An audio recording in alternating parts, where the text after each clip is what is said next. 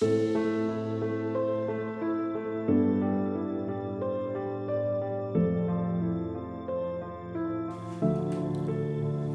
à tous, je suis ravi de vous retrouver sur Astroscience, la chaîne consacrée à la pratique de l'astrologie et à ses applications présentes et à venir.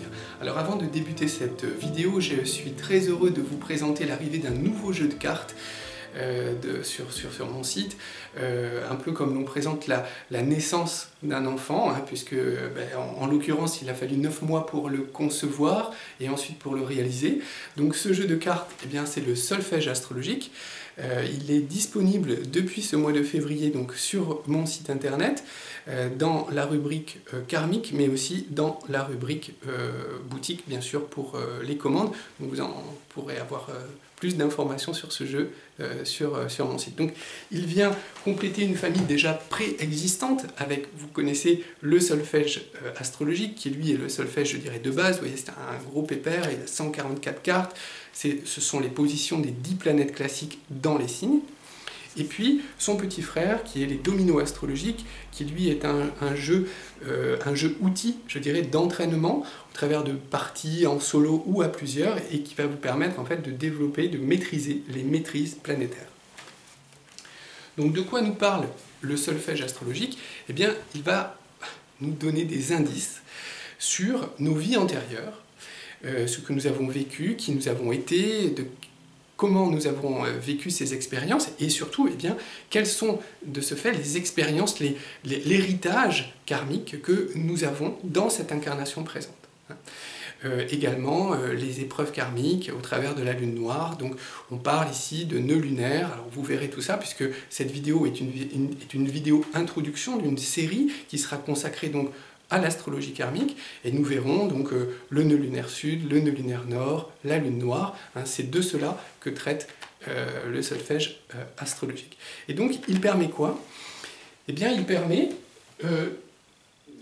d'explorer ce que j'appelle le voyage de l'âme. Hein, le voyage de l'âme dans ses incarnations successives. Alors vous voyez, c'est une... J'adore cette expression parce que je la trouve très romantique, hein, le voyage de l'âme dans ses incarnations successives, mais elle dit bien ce que cela veut dire. C'est-à-dire que notre âme, eh bien, est destinée à vivre une quête de développement personnel, hein, au travers d'incarnations successives où elle va vivre différents types d'expériences. Alors, le voyage de l'âme, eh bien, suppose deux choses. Hein. Quand on pose cela en préambule, voilà, l'astrologie karmique, le voyage de l'âme, qu'est-ce que cela présuppose? Déjà l'existence de l'âme. Et en deuxième partie, eh bien, la notion de réincarnation.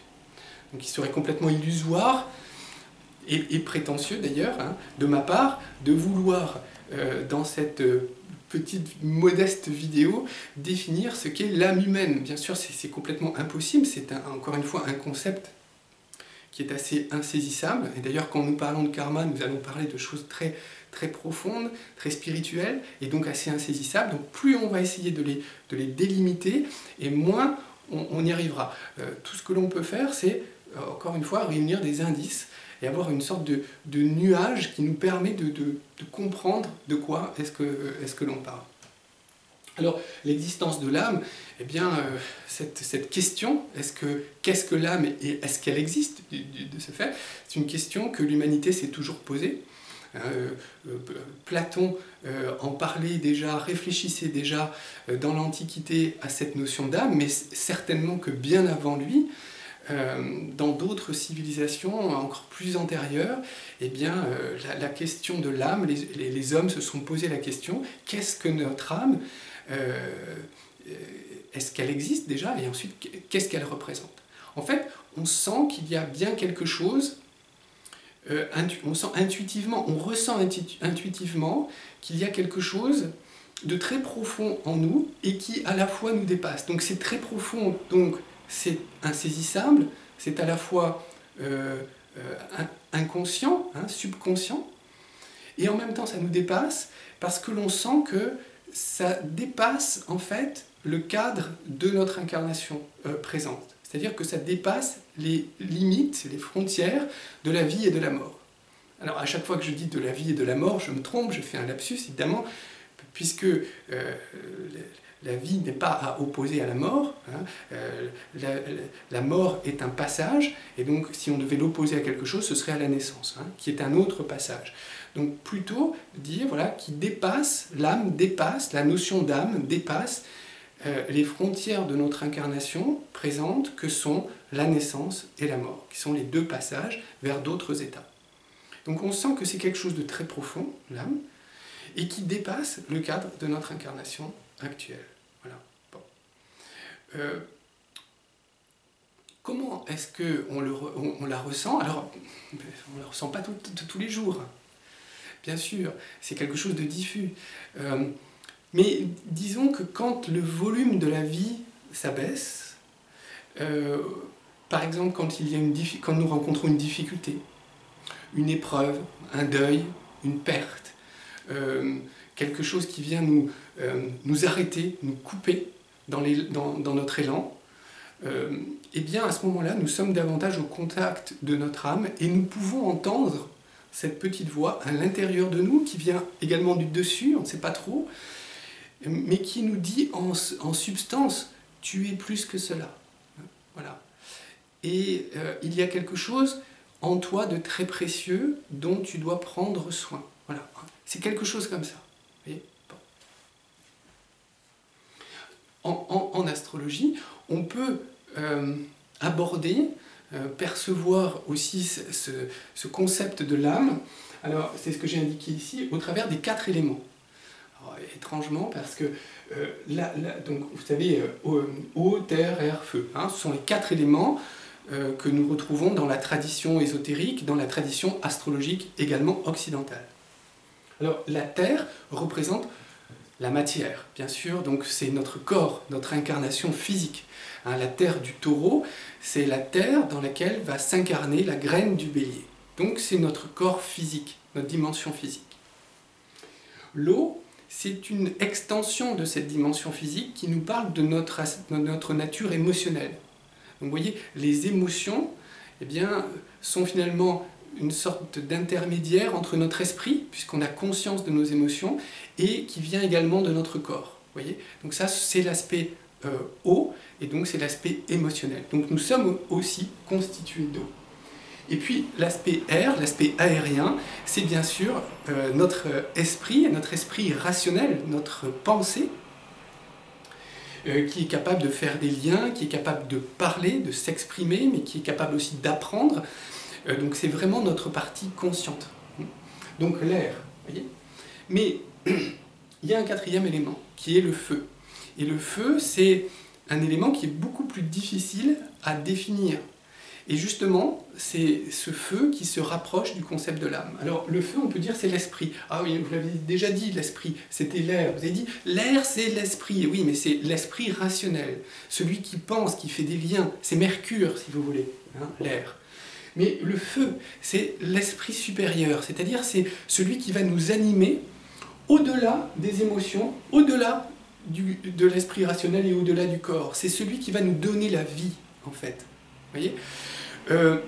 On peut retrouver l'esprit supérieur. Alors, pareil, c'est difficile à définir. Hein.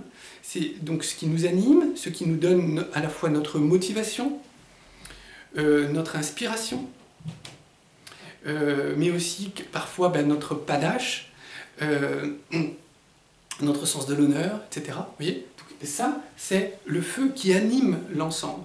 Et quelque part, l'âme se trouve en partie dans ce feu, ici. C'est-à-dire dans cet élément difficile à définir, mais sans lui, nous serions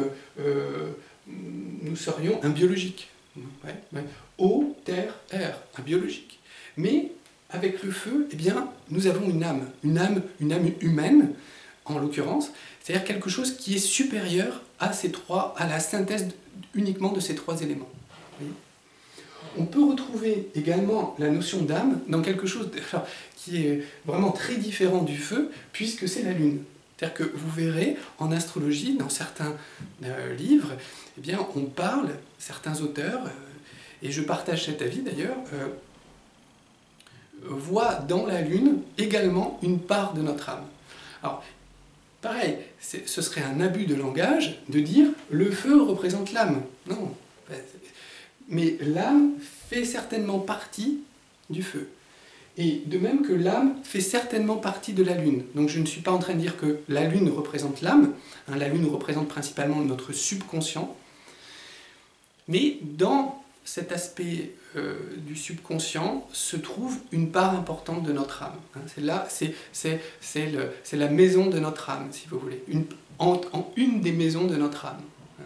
Et puis il y a également dans la lune cet aspect féminin que l'on retrouve en français hein, dans une âme, c'est-à-dire un mot féminin qui nous parle eh bien, d'une... tout à l'heure je parlais de prendre soin, quelque chose de très profond en nous dont nous devons prendre soin. Eh bien c'est vrai que ça se rapproche en fait de cette notion lunaire. Vous voyez, quelque chose qui prend soin de nous, mais nous devons également prendre soin de notre âme, parce qu'il est possible d'abîmer notre âme hein, par des actions que nous faisons chaque jour. Je vous renvoie ici à la vidéo de Pluton, hein, qui représente une souillure. Donc, quand vous voyez une conjonction, par exemple Pluton-Lune, eh bien, on peut parler d'une souillure de l'âme, parce qu'à un moment donné, l'âme a été souillée par Pluton qui représente la pollution. Vous voyez ? Donc il est possible d'abîmer son âme, en fait. Et c'est pourquoi il faut en prendre soin. Comme la maman prend soin, la lune prend soin de son enfant. Et comme l'enfant doit prendre soin par la suite de sa maman.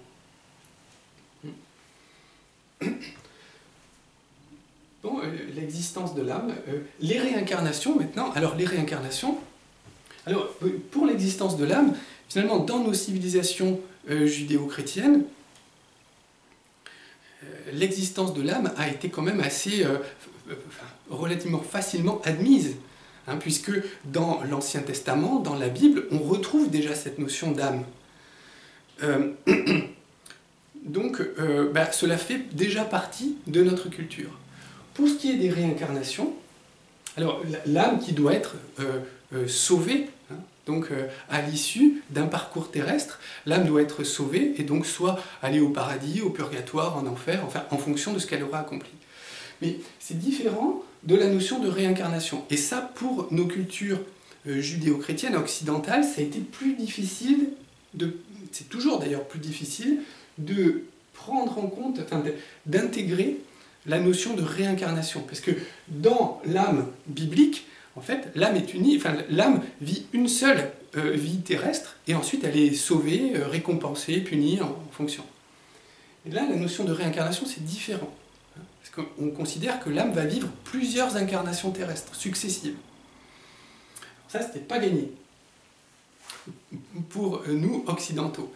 En fait, cela vient de la rencontre entre notre culture occidentale et puis des cultures orientales. Alors culture, mais aussi des religions orientales. Alors principalement l'hindouisme et le bouddhisme. Et ce sont l'hindouisme, enfin surtout l'hindouisme au départ, qui a été ensuite repris par le bouddhisme, qui a développé la notion de karma.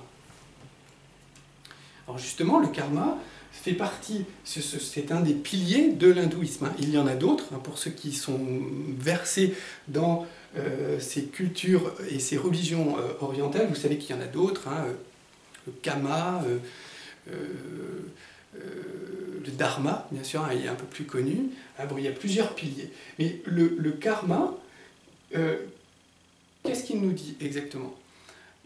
Alors, il nous dit que, alors, en substance, toujours pareil, parce que ce sont des concepts très anciens et qui ont été complexifiés au fil du temps, et il y a beaucoup d'ajouts religieux.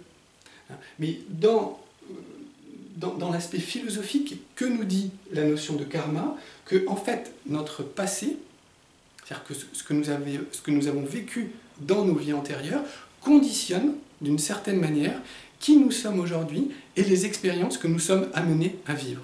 Alors c'est ce que j'ai représenté ici, tout simplement, avec, vous voyez, 3 incarnations successives.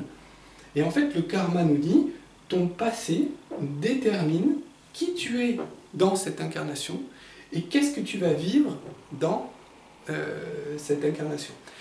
Et bien sûr, puisque c'est une succession d'incarnations, ce que nous allons vivre dans le présent, la manière avec laquelle nous allons les vivre, ces expériences, va déterminer ensuite ce que nous vivrons dans nos futures incarnations. C'est ça, cette notion de karma. Alors, l'astrologie karmique, eh bien, c'est la rencontre, en fait, de notre astrologie occidentale, donc issue d'une culture judéo-chrétienne, avec la notion de karma développée par les cultures orientales et les religions orientales, notamment l'hindouisme et le bouddhisme. La rencontre entre l'astrologie traditionnelle occidentale et la notion de karma de l'hindouisme et du bouddhisme. Et donc, c'est ce que nous allons voir donc, plus précisément dans la deuxième partie de cette vidéo. A tout de suite.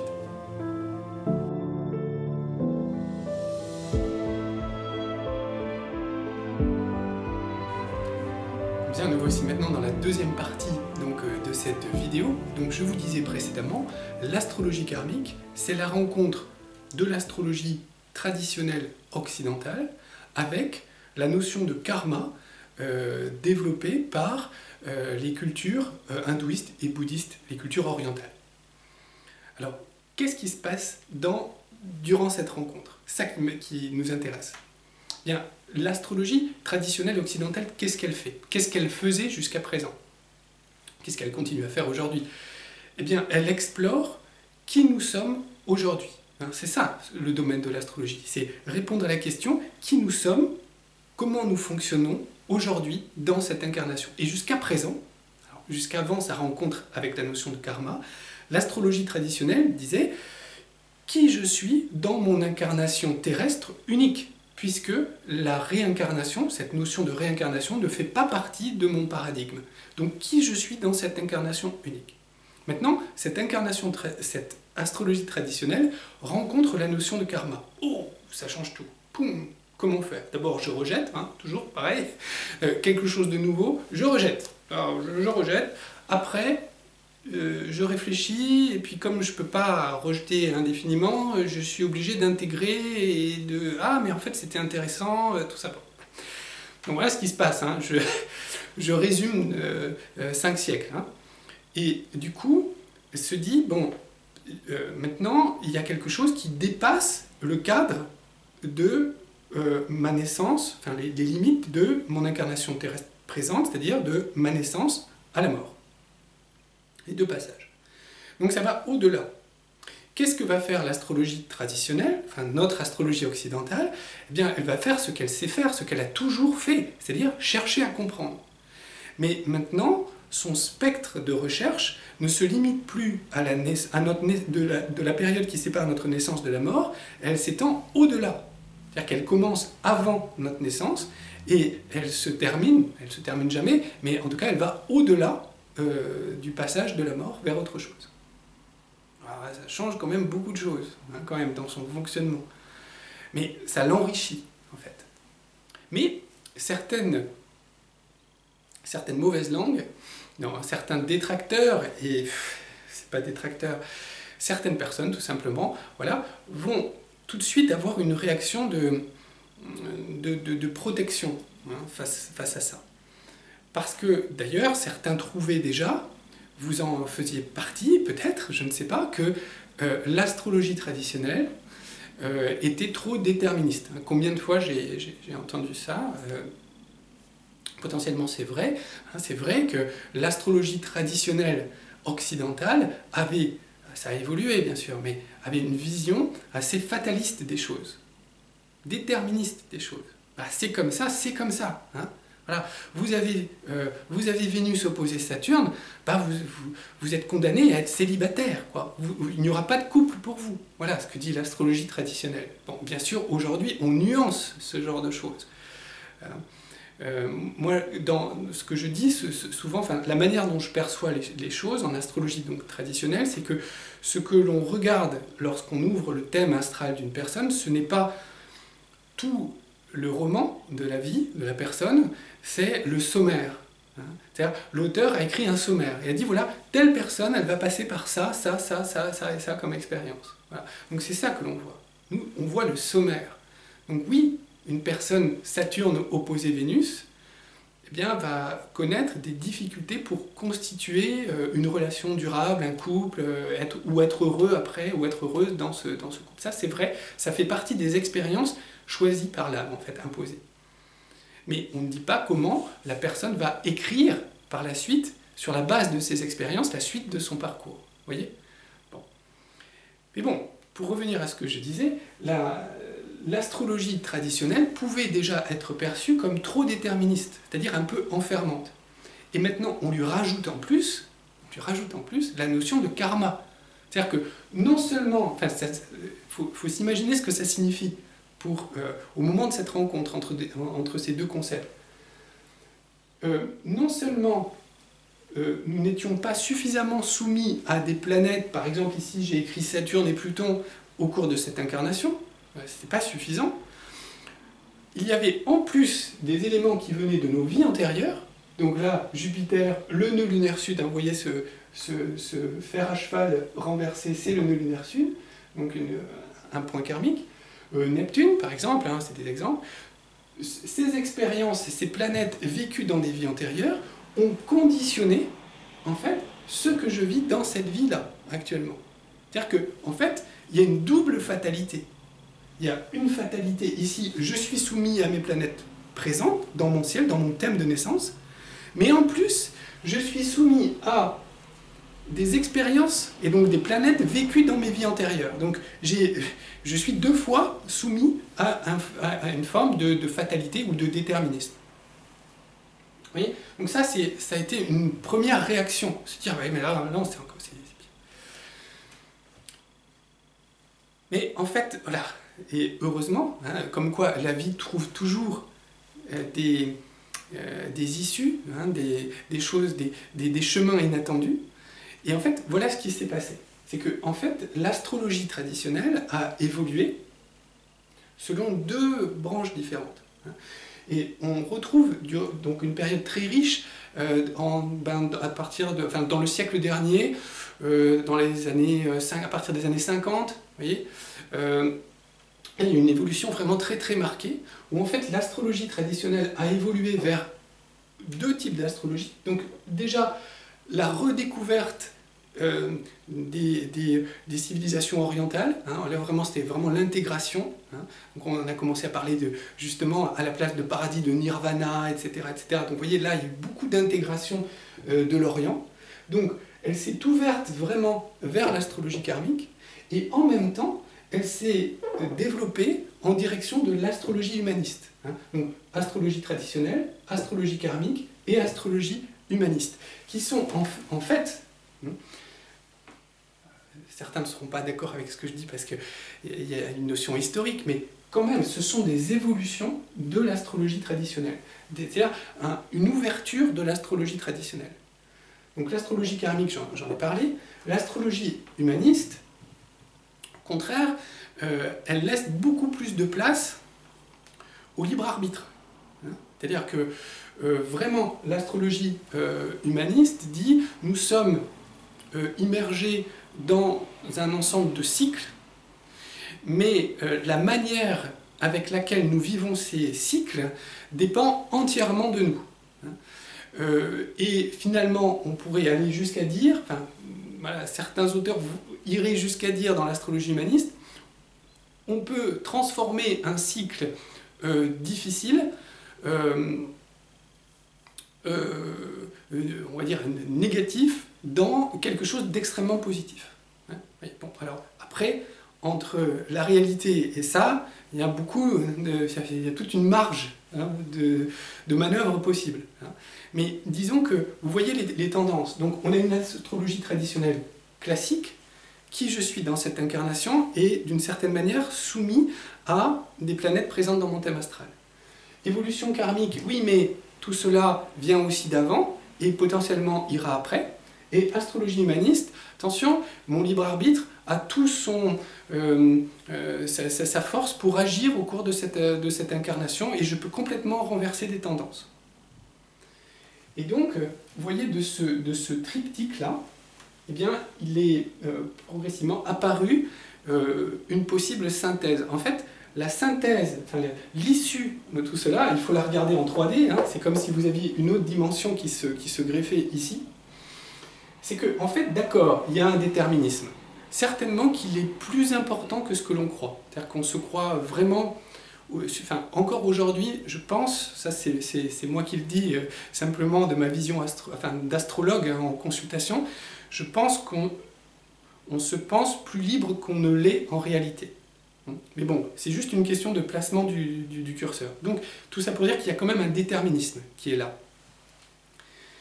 Et c'est là où est la clé, presque, je dirais, la solution. Enfin, en tout cas, c'est cette perception de dire, oui, mais ce déterminisme, il vient d'où? Eh bien, il vient de mon âme. Et là, ça change tout. C'est-à-dire que ce n'est pas un déterminisme comme l'astrologie traditionnelle qui dit, après tout, bah voilà, au-dessus de moi, il y a des planètes. Bah, j'y suis pour rien. J'ouvre mon thème, bah, et à ces planètes-là, je les subis. C'est différent de dire ça, parce que ici, on se dit, en fait, grâce au partage avec l'astrologie karmique, en fait, qui a choisi ces planètes au-dessus de moi au moment de ma naissance? C'est moi. C'est pas moi dans cette incarnation, mais c'est moi, mon âme, qui dépasse juste le strict registre de cette incarnation. Donc c'est mon âme qui a choisi ces planètes au-dessus de moi. Ah. Donc vous voyez, il y a un lien ici entre l'astrologie karmique et l'astrologie humaniste. Parce que l'astrologie humaniste, elle vise quoi? Au développement personnel. C'est une astrologie de développement personnel. C'est-à-dire centrée sur le libre arbitre, quand même. Et du coup, il y a un dialogue qui se fait entre l'astrologie humaniste, l'astrologie karmique et l'astrologie traditionnelle. Et cette synthèse, c'est ça. Oui, il y a un déterminisme, mais ce déterminisme, finalement, c'est mon âme qui l'a choisi pour moi. C'est-à-dire que je l'ai choisi pour moi dans le passé, pour le vivre dans le présent et pour continuer mon parcours dans le futur. Et cette vision des choses change tout. C'est d'ailleurs sur cette base-là que je perçois et j'essaye modestement à mon niveau donc de développer l'astrologie d'évolution. L'astrologie d'évolution, pour moi, c'est une synthèse de ces trois astrologies et donc qui va plus loin, enfin qui essaie d'aller plus loin, notamment par le fait de faire évoluer son propre thème astral pour dépasser un déterminisme. Alors ça, c'est la clé, vous voyez. Et donc, on a maintenant une astrologie qui est beaucoup plus ouverte qu'elle ne l'était auparavant dans l'astrologie traditionnelle, pure, hein, qui reste la base hein, de tout ça, malgré tout. Alors, si on regarde maintenant plus, on va dire si on zoome hein, sur l'évolution de chacune de ces trois astrologies, je dirais que par rapport à l'astrologie traditionnelle, effectivement, c'est ce que je viens de vous dire. C'est-à-dire qu'on comprend que ça change tout. Si on se dit, en fait, c'est pas la fatalité qui a choisi pour moi ces planètes, c'est moi qui les ai choisis pour moi dans cette incarnation. C'est mon âme qui les a choisis pour moi dans cette incarnation. Bigre, j'ai une responsabilité. Si j'ai choisi ça pour moi, c'est que ça doit être bon pour moi de vivre cela. Pour mon développement personnel, c'est nécessaire que je vive cela. Vous voyez ? Bon, alors ça, c'est quand même puissant. Bon. Par rapport à l'astrologie karmique, bon, toute la notion de karma était très imprégnée dans l'astrologie, dans les cultures orientales de c'est bien ou c'est mal. Hein, voilà. C'est bien, et même avec une notion sociale aussi. Hein, le dharma, c'est ça, c'est-à-dire faire le bien dans le monde, hein, répondre à ce que l'on doit faire, en fait, socialement, je dirais. La mission de vie. Et du coup, l'astrologie karmique, la notion de karma évolue aussi au travers de l'astrologie en disant, ben, en fait, je ne vais plus juger les choses sur le bien ou le mal, mais je vais les apprécier en fonction de, en termes de connaissances, voilà. Est-ce que cela va m'apporter des choses? Est-ce que cela va me permettre un développement personnel?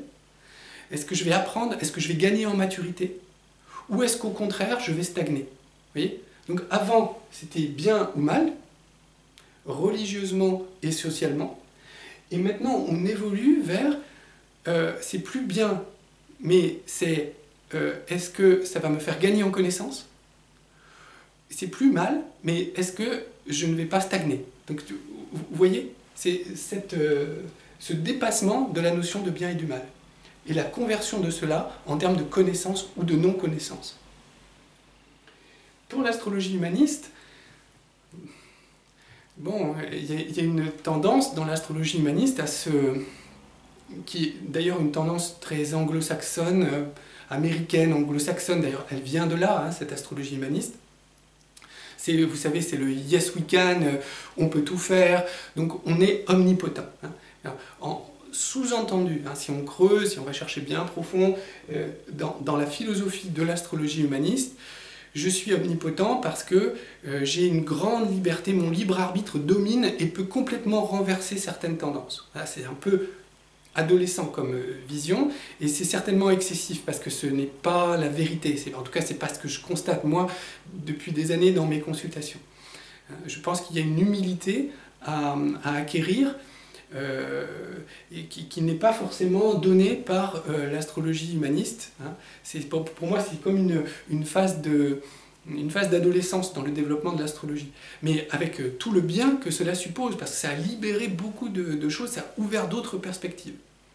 Mais néanmoins, il y a une humilité à conserver. Hein. Nous ne sommes pas omnipotents. C'est-à-dire que la vie que nous vivons, ce n'est pas entièrement nous qui la choisissons. On choisit certaines choses, mais pas tout. Hein, c'est pas possible. Oui. Pourtant, les cultures, et continuent aujourd'hui, hein, anglo-saxonnes, américaines, nous dire vous pouvez complètement, vous pouvez faire de votre vie entièrement ce que vous voulez. Ben, je ne le pense pas. En tout cas, encore une fois, c'est pas ce que je constate complètement.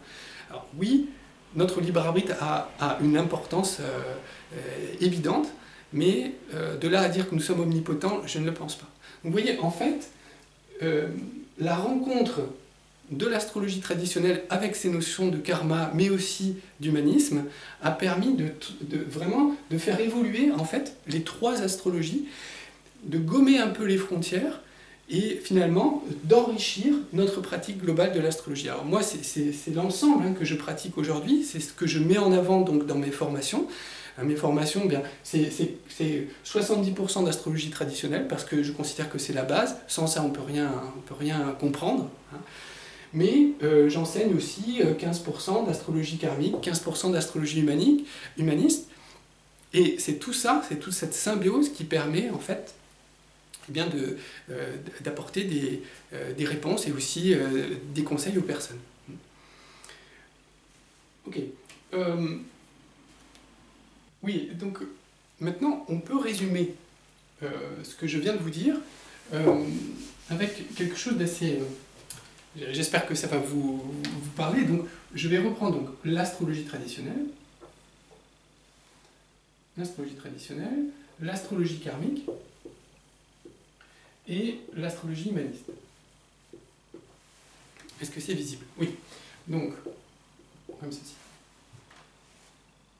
On va essayer de voir maintenant quelles sont les spécialités de ces trois astrologies. Hein, c'est pas vraiment ça. C'est comment est-ce qu'on peut faire fonctionner ces trois types d'astrologie pour être le plus efficace possible dans notre pratique quotidienne, que ce soit en consultation ou tout simplement pour l'exploration de son propre thème astral.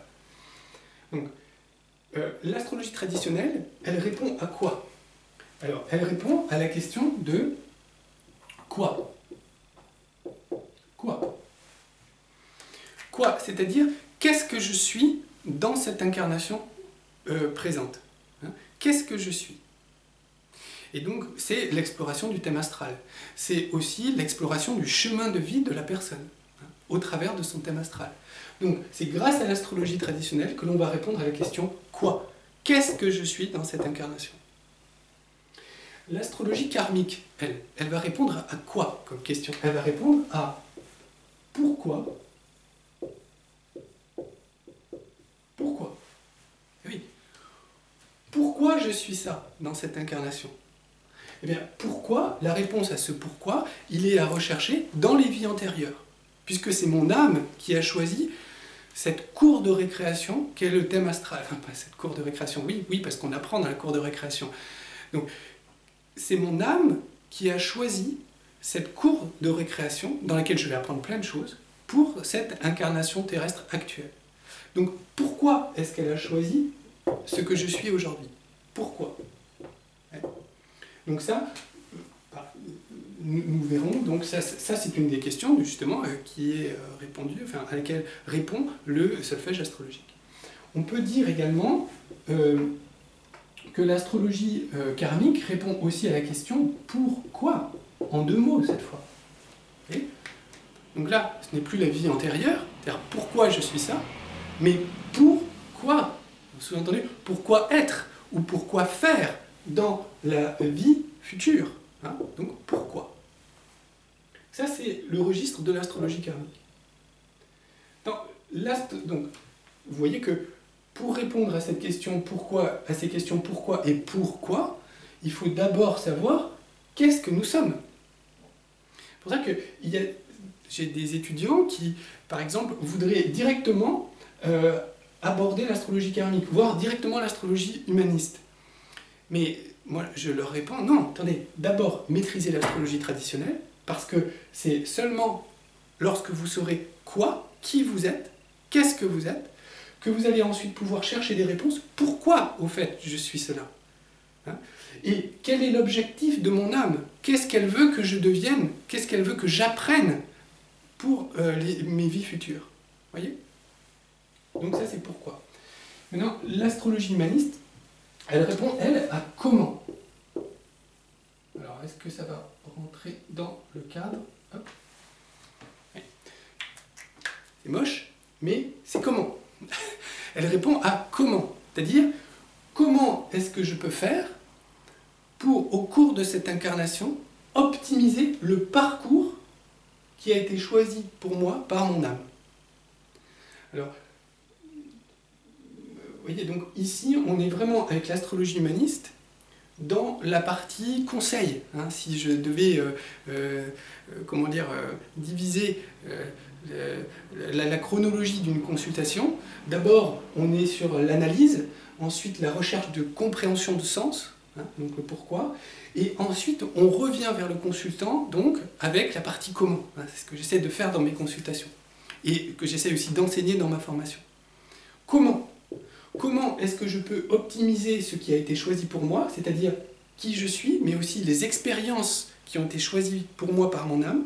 Comment est-ce que je peux optimiser tout cela pour me développer au maximum, pour apprendre au maximum, pour gagner en maturité, pour permettre à mon âme d'évoluer au maximum, de retirer le meilleur parti de cette incarnation terrestre? Et donc là, vous voyez, le libre arbitre joue. Évidemment, il joue, ici, à ce moment-là.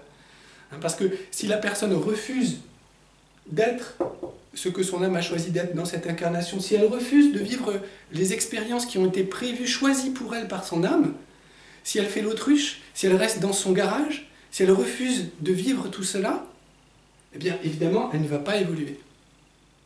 Donc là, par rapport à ce que je disais tout à l'heure au niveau de l'astrologie karmique, qui jugeait entre le bien et le mal, maintenant on juge plutôt en fonction de est-ce que cela va m'apprendre, et est-ce que je vais apprendre, ou est-ce que je ne vais pas apprendre? Et toute la question est là. Parce que si je n'apprends pas dans cette incarnation, si je refuse qui je suis et de vivre les expériences qui sont prévues pour moi, qu'est-ce qui va se passer? Eh bien, tout cela va revenir dans le karma, et donc va alimenter un nouveau pourquoi, avec certainement des expériences plus difficiles à vivre dans l'incarnation suivante. Tout ce que je n'aurais pas appris dans cette incarnation, bien en fait, ce bus-là, je vais le retrouver dans mon incarnation prochaine. Et donc, ça va charger, en fait, mon karma. C'est-à-dire que j'aurai un karma plus lourd.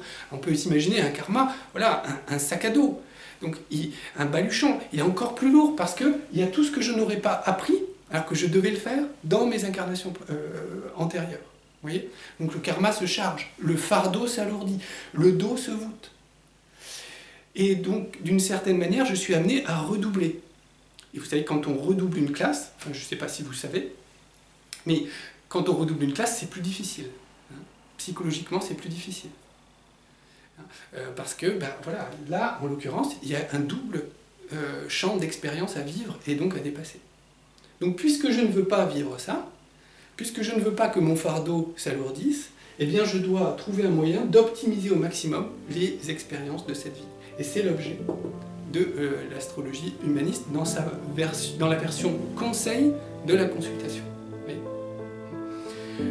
Bon, il nous reste une troisième partie, à tout de suite.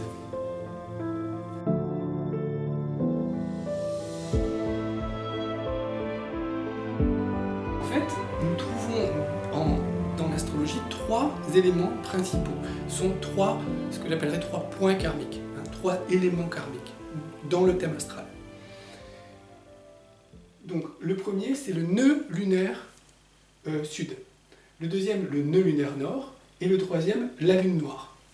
Donc, il est très important de comprendre que en fait, ce triptyque, nœud lunaire sud, nœud lunaire nord et lune noire, constitue en fait la base, le socle de l'interprétation karmique d'un thème astral.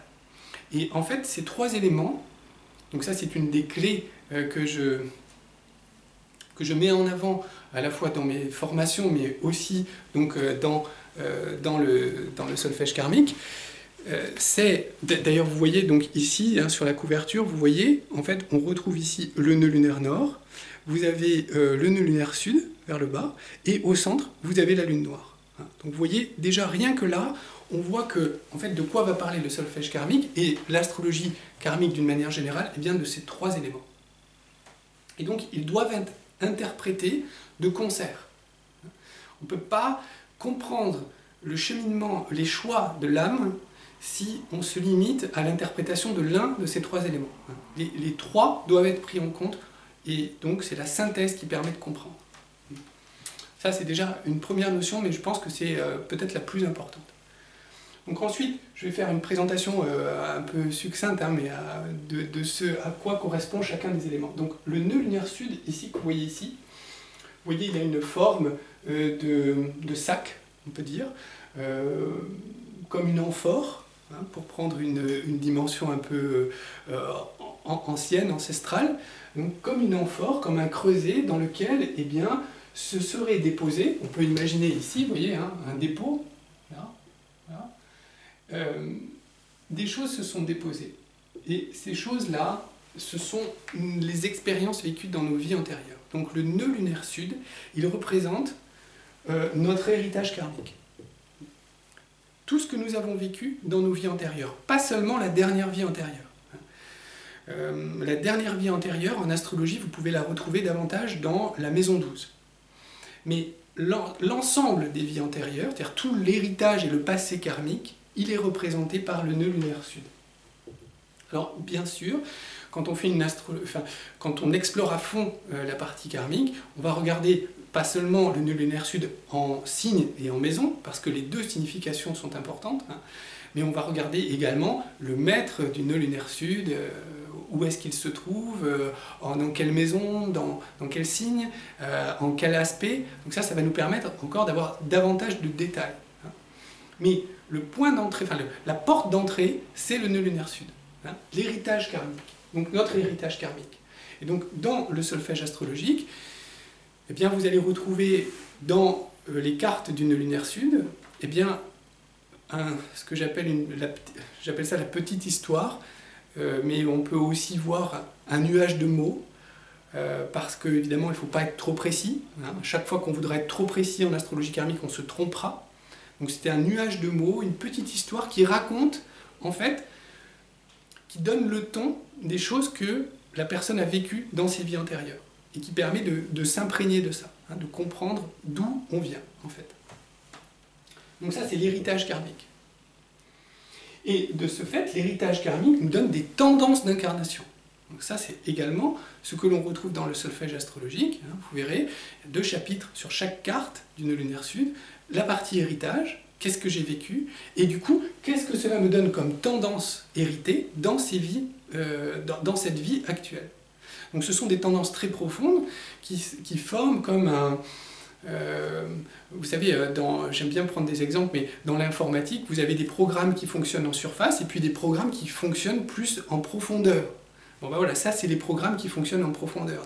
On ne comprend pas très bien pourquoi on agit de telle ou telle manière, parfois, et eh bien, ça vient de notre héritage karmique et des tendances héritées de cet héritage karmique. Donc ça, c'est les logiciels de profondeur. Voilà, comment est-ce qu'on fonctionne? Alors, ensuite, vous avez le nœud lunaire nord. Alors, lui, vous voyez, c'est l'inverse. Hein. Et alors, au niveau de la forme, c'est l'inverse du nœud lunaire sud. Lui, il pointe vers le bas, lui, il pointe vers le haut. Donc, ici, vous avez une direction. C'est-à-dire qu'ici, on dirait la flèche, ça ressemble à la flèche d'une boussole. Hein. C'est-à-dire une direction. Et donc, le nœud lunaire nord nous indique nos voies d'évolution. C'est-à-dire, vers quoi est-ce que je pourrais me diriger? C'est-à-dire, je ne suis pas obligé de me diriger vers ça. Hein. C'est juste une flèche de boussole. Si je veux évoluer au maximum au cours de cette incarnation, c'est ma direction privilégiée d'évolution. C'est par là que je devrais aller pour évoluer au maximum. Si je le veux bien. Si je le veux bien. Donc, vous voyez, il y a une différence. Il y a une différence importante entre ces deux notions, c'est-à-dire que le nœud lunaire sud fait vraiment partie de vous, puisqu'il fait partie de votre passé, et c'est votre héritage, alors que le nœud lunaire nord, il ne fait pas encore partie de vous. Il vous indique juste une direction. Vous pouvez y aller, mais vous pouvez aussi ne pas y aller. C'est vous qui y voyez. Donc, il nous indique les voies d'évolution, c'est-à-dire sur quoi est-ce que je peux travailler pour évoluer au maximum au cours de cette incarnation, en termes de développement personnel, sur moi-même, de compréhension, de prise de conscience, etc. Donc ça, c'est des voies d'évolution. Qu'est-ce que je peux améliorer, corriger? Et également, puisqu'il indique une direction, il nous indique les objectifs d'incarnation. C'est-à-dire, ça c'est comment je peux y aller, mais les objectifs c'est vers quoi vraiment je peux aller. C'est-à-dire, qu'est-ce que je peux produire, qu'est-ce que je peux créer, qu'est-ce que je peux apporter comme transformation en moi-même et dans ma vie au cours de cette incarnation. Donc ça, c'est mes objectifs d'incarnation. Alors, il y a une dimension un peu négative, forcément, dans le nœud lunaire sud, par tradition, parce qu'il représente des formes d'automatisme, de processus mentaux, de schémas mentaux, qui ont tendance à nous entraver. Oui, nous avons vécu beaucoup de choses dans nos vies antérieures. Dans ce creuset-là, dans cet amphore, il y a des choses positives, certes, parce que j'ai acquis une expérience. Alors par exemple, des gens vont avoir des dons. Les dons, ils sont dans le nœud lunaire sud. Qu'est-ce que je sais faire naturellement? Je ne sais même pas d'où ça vient, mais quand je pose la main, je guéris. Quand j'écris un texte, ça sort comme ça. Ça, c'est l'héritage de mon nœud lunaire sud, parce que j'ai vécu des choses antérieures. Entre autres, parce qu'il y a aussi le maître d'ascendant qui joue, mais ne compliquons pas. Donc, voilà. Mais il y a aussi, et en majorité, c'est comme cela que l'on va l'interpréter en tout cas, des choses plutôt négatives, parce que comme je les ai déjà vécues, elles n'ont plus lieu d'être dans ma vie aujourd'hui. Vous voyez? Et donc, si je reste dans mon nœud lunaire sud, je vais vivre en boucle certaines expériences que, en fait, je suis amené à dépasser. Donc, je dois conserver le meilleur de mon nœud lunaire sud, mais je dois surtout développer autre chose dans cette incarnation. Sinon, je reste englué dans des tendances de mon passé karmique. Vous voyez? C'est pour ça qu'il a une tendance, une interprétation plutôt négative, le nœud lunaire sud. Il ne faut pas vous étonner de ça, c'est normal. On recherche un contraste. Un contraste entre quelque chose de plutôt sombre et quelque chose de plutôt lumineux. D'ailleurs, vous le verrez dans le solfège, le nœud lunaire sud est plutôt sombre et le nœud lunaire nord est plutôt lumineux. Mais c'est normal. Et donc, lui est plutôt une aspiration positive de développement. Également, il faut voir que les nœuds lunaires sont toujours opposés. Alors ça, c'est central. C'est toujours un axe. D'ailleurs, on l'appelle l'axe de la destinée. C'est-à-dire que le nœud lunaire sud, par exemple, si vous avez un nœud lunaire sud en bélier, vous avez forcément un nœud lunaire nord en balance, c'est-à-dire dans le signe opposé. Et c'est vrai aussi en maison. Si vous avez un nœud lunaire sud en maison 3, vous avez forcément un nœud lunaire nord en maison 9. C'est-à-dire qu'ils forment toujours un axe. Troisième élément karmique, c'est la lune noire. Alors la lune noire, alors elle peut se situer n'importe où dans le thème. Elle ne fait plus partie de cet axe, évidemment. Qu'est-ce que représente la lune noire? Elle représente deux choses. Enfin, je la synthétise en deux notions principales. La lune noire, que l'on appelle aussi Lilith, hein, parce qu'elle a deux versions, elle a deux aspects, hein, mais ça je ferai une autre vidéo hein, dessus pour bien, c'est trop long à expliquer ici. Mais ne soyez pas étonnés, vous verrez la lune noire, mais vous verrez aussi son autre nom qui est Lilith. Et donc, elle a un aspect déjà d'ambivalence. C'est-à-dire qu'elle montre que... Alors, vous voyez, elle a une croix. Donc, elle se situe dans notre incarnation présente. Donc, autant le nœud lunaire sud, c'était avant, le nœud lunaire nord, c'est potentiellement après, autant la lune noire, elle se situe dans notre incarnation présente. Hein. C'est pour ça qu'elle a une croix, ici, la matière. Et elle fait ressortir deux choses. Donc, une ambivalence, déjà. C'est-à-dire que... parmi les expériences que nous devons vivre, il y a une expérience qui relève d'une forme d'ambivalence. On est ambivalent dans un domaine de notre vie ou dans un aspect personnel. On voudrait être en relation, mais en même temps on rejette la relation. On voudrait être le chef, mais en fait on voudrait en même temps, on rejette cette position de chef et on voudrait être juste un membre de l'équipe. Vous voyez, ça ce sont des ambivalences. On voudrait concrétiser quelque chose dans sa vie professionnelle et en même temps on rejette cette notion de vouloir y arriver et donc au contraire on voudrait rester développer davantage la vie familiale. Oui, ça c'est une autre ambivalence. Donc la lune noire c'est le point d'ambivalence du thème astral. Donc il nous met face à notre ambivalence. Et donc il représente aussi, de ce fait, hein, il y a un lien entre ces deux notions, une épreuve. C'est-à-dire c'est l'épreuve karmique dans cette incarnation. Là où se situe la lune noire, c'est souvent, très souvent, pour ne pas dire toujours, à un moment donné de la vie, l'épreuve de notre incarnation. Voilà. Il y a quelque chose qui va se passer dans ce secteur, soit en maison, soit en signe. Ça aussi, je reviendrai sur ces notions de signe et de maison, comment on différencie.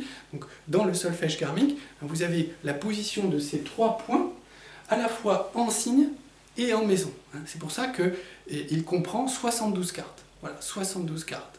Donc 24 cartes nœud sud, 24 cartes nœud nord et 24 cartes de la lune noire.